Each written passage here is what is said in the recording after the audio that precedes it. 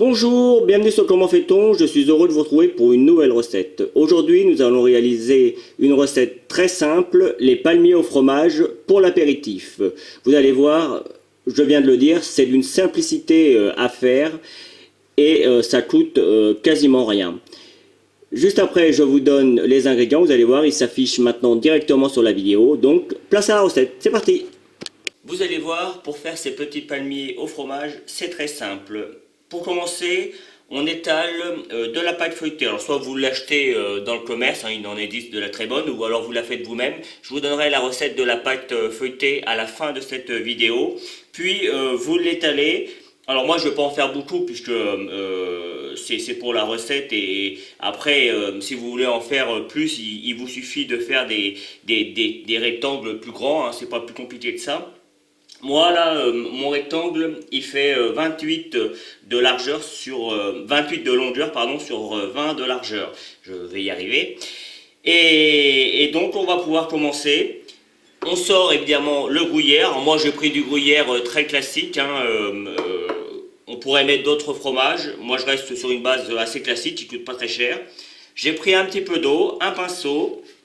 Et puis je vais quand même venir humidifier un petit peu ma pâte. Alors je vais fermer ma fenêtre parce qu'on entend beaucoup les voitures. Vous le savez, j'ai récemment déménagé et avant j'avais la chance, je pourrais dire ça comme ça, où il n'y avait pas trop de passages. On n'entendait pas trop les voitures quand je faisais mes recettes. Là on les entend un petit peu plus. Alors le cadre, ma cuisine est un petit peu plus grande qu'avant, donc sur le coup j'ai perdu sur le bruit et puis j'ai gagné un petit peu en place, donc bon, après il faut s'y faire. Voilà, retour à la recette.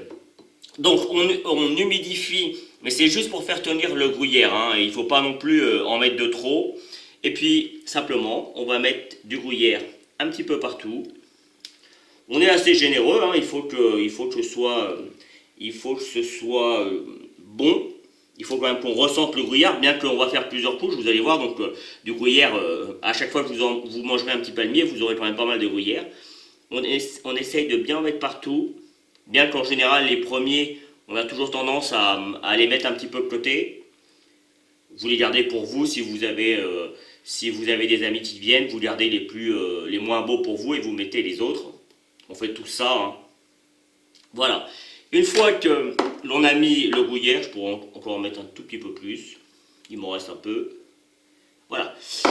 Une fois que l'on a mis le gruyère, comme on a humidifié, vous voyez, je vais venir appuyer de façon à ce que le gruyère tienne avec l'eau. Et ça va m'aider, moi, à faire comment dire, à plier. Voilà, c'est une petite astuce. Donc, après, je vais prendre mon mètre. Comme j'ai dit que j'avais 28, je vais prendre à peu près 14. Hop. Alors moi, je suis un petit peu moins de 28, donc je vais prendre à 13,5. Je découpe pas, hein, c'est juste pour faire une marque, pour savoir où est-ce qu'il faut que je m'arrête. Et on fait pareil avec l'autre côté, puisque on va rouler autant d'un côté que de l'autre, de façon à avoir des palmiers réguliers. Alors, on peut tourner, si vous avez comme moi j'ai pris une feuille, une feuille pour faire les macarons, hein, donc c'est facile à travailler et de cette manière on peut le tourner comme on veut, mais sinon vous le faites simplement sur le côté, là c'est plus facile. Et vous voyez, simplement, on va venir rouler et on appuie toujours un petit peu. C'est toujours le début qui est un petit peu compliqué à faire. Voilà, on appuie et on roule jusqu'à ce que, vous voyez, on pourrait le mettre comme ça vous allez mieux voir, jusqu'à ce qu'on arrive à la partie que l'on a tracée au préalable. Et on recommence de la même manière. C'est comme si vous faisiez des palmiers au sucre, hein. C'est vraiment, si vous avez l'habitude de faire de la pâtisserie, c'est vraiment le même principe, sauf que là, au lieu de mettre du sucre, on met du fromage. Et avec le sucre, c'est plus facile parce que ça a tendance à mieux tenir, le fromage est un petit peu plus épais, donc ça demande un tout petit peu plus de délicatesse. Et vous voyez, quand on prend le temps, y arrive. Et on roule jusqu'à arriver à l'autre extrémité. Voilà. On a deux belles extrémités. Moi, je vais les retourner comme ça. Je vais préparer un plat pour le four et puis il ne nous restera plus qu'à les découper. Pour les découper, il n'y a pas de difficulté particulière. Alors vous voyez, les premières, hein, ils sont toujours moins beaux. Donc vous voyez, hop, on découpe juste sur la base. Et puis vous voyez, je vais venir les poser, mais ils seront bons quand même. Hein. Et ça se trouve, ils seront aussi très beaux. Et vous voyez, hop, je les dépose comme ça. Après, l'épaisseur, c'est suivant ce qu'on a envie de faire. Moi, je vous conseille de ne pas dépasser, allez, 3 mm, vous voyez.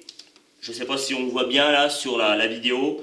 Hop, là, comme ça, je trouve que c'est déjà assez épais.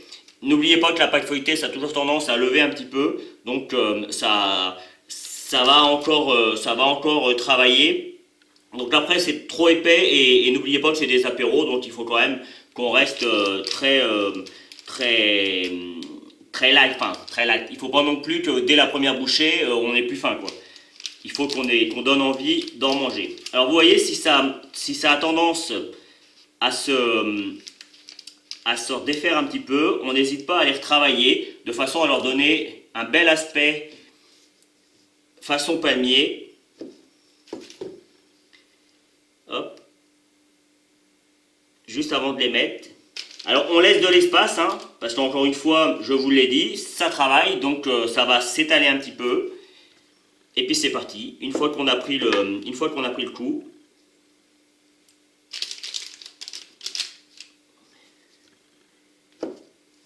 Et on fait comme ça, juste à temps que tous les palmiers sont découpés.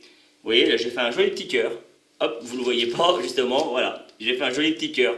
Allez, c'est parti. Bien, arrive le moment de la cuisson. Vous devez certainement l'entendre. J'ai préchauffé mon four à 180 degrés et il ne faut pas les enfourner tant que le four n'est pas bien chaud, c'est important. Je vais les mettre au four et je vous donnerai le temps exact que cela m'a pris.